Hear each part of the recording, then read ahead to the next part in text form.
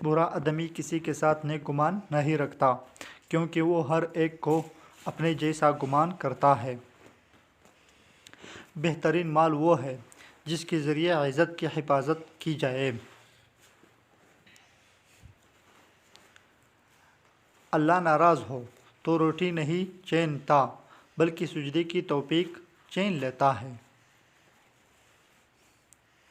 بے وقوف سننے سے پہلے جواب دیتا ہے، اور عقل مند سن کر سیکھتا ہے یا مسکرا دیتا ہے۔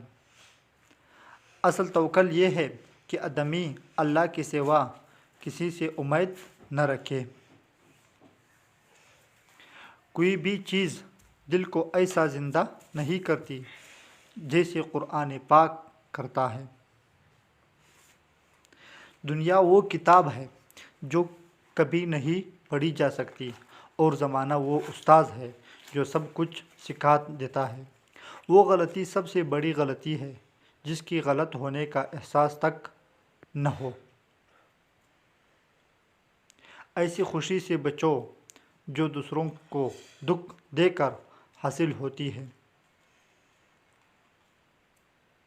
جن کا بھروسہ اللہ ہو ان کی منزل کامیابی ہے۔